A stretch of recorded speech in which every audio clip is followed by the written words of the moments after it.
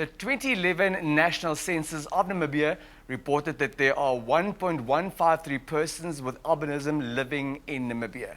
According to the non-governmental organization, Support in Namibia of Albanism Sufferers Requiring Assistance, Sinasra, Namibia has made significant progress with regard to equality and awareness raising about albinism. The condition is generally considered manageable. International Albanism Awareness Day is celebrated annually on the 13th of June to commemorate the human rights of persons with albinism worldwide. Ahead of this day, we're now joined this morning by Tuan Sanders, a representative of Support in Namibia of albinism sufferers requiring assistance, Sinasra. Goedemorgen, Tuan. Good morning. Goedemorgen. Wow, in Dutch. Very good. Thank you very much for joining us all the way from the Netherlands. Thank you. Thank you for inviting me. Please talk to us about the situation pertaining to people living with albinism in Namibia.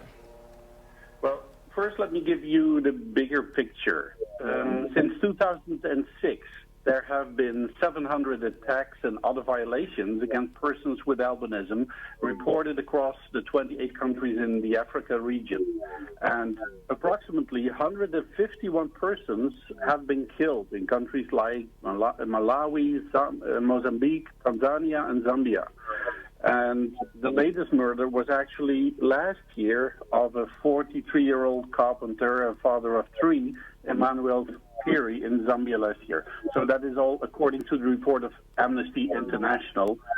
And compared to those figures, the situation in Namibia is more positive. We have no attacks taking place since 2012, so we hope we can keep it that way.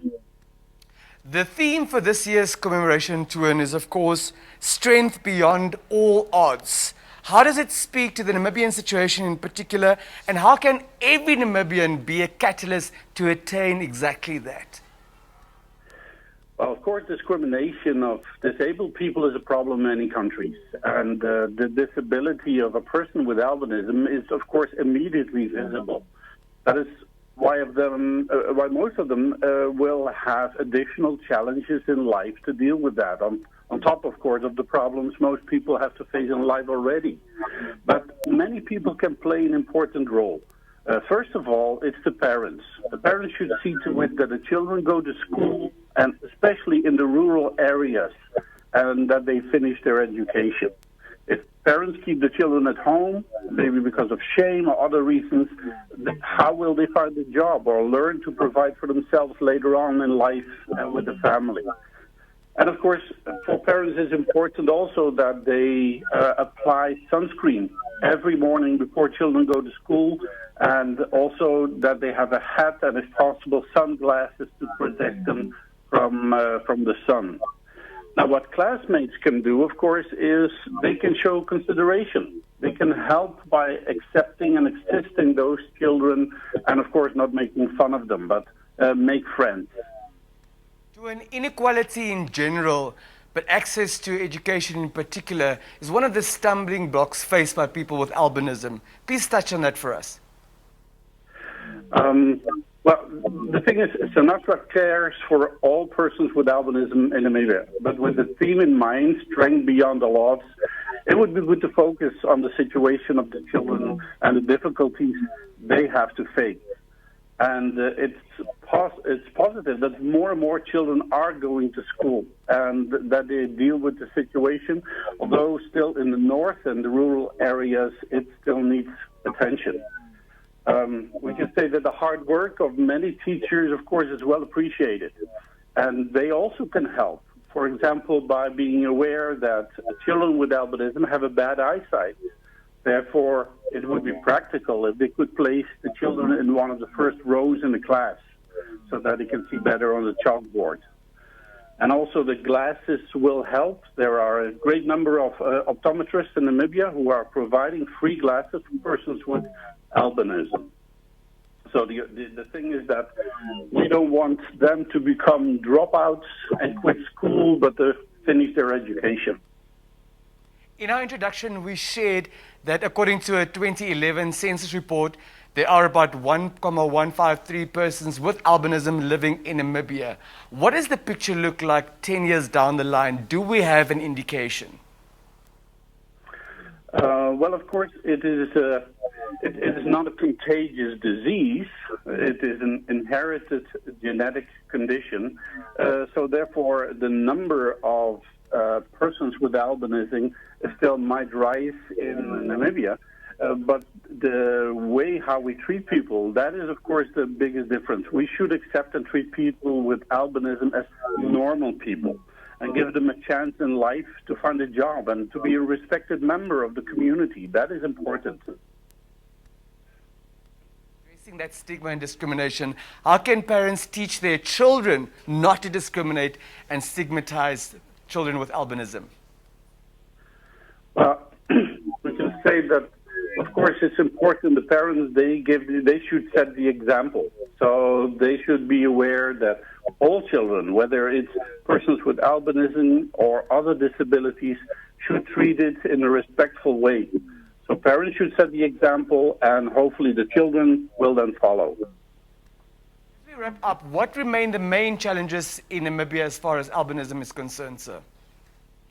The biggest challenge, you could say, is the effect of the sun. So, of course, because of the lack of melanin in the skin, many of the persons with albinism, they will be affected by skin cancer or other skin-related diseases. So you could say that is a real problem that every person has to face and protect himself against. Morning, please.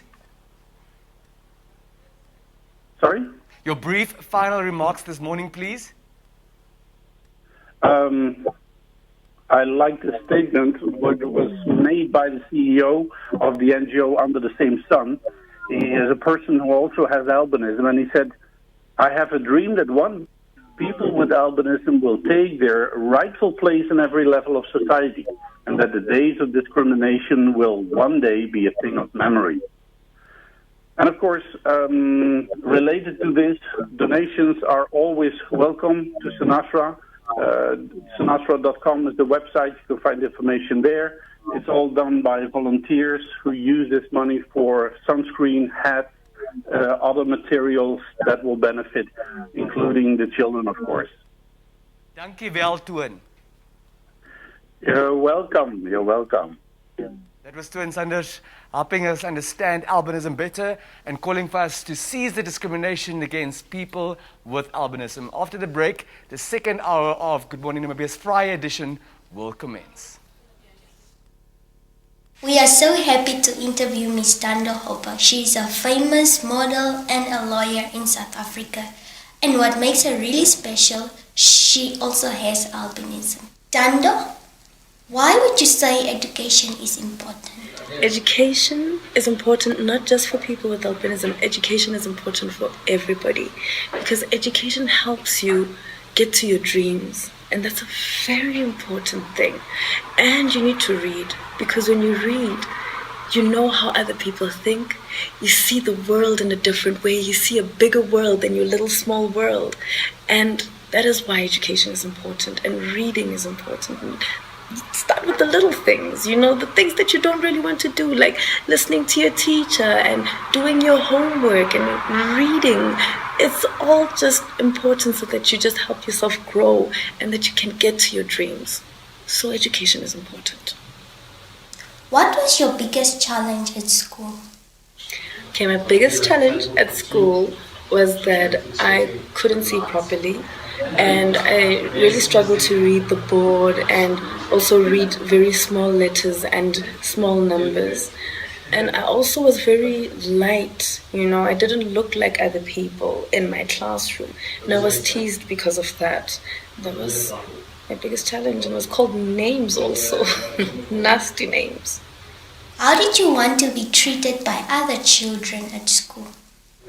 At school, it felt good when other kids just treated me like I didn't look different. It felt good when friends just became friends, and they weren't friends because they felt sorry for me or anything like that. They were just friends because they liked me. And also, it felt good when teachers tried to understand what was wrong with me when I couldn't see, and they tried to write bigger, for instance, or make my pages bigger so that I can see properly. And that it felt good to have people just try to understand me for who I am. Thank you so much for your time and your personal experiences.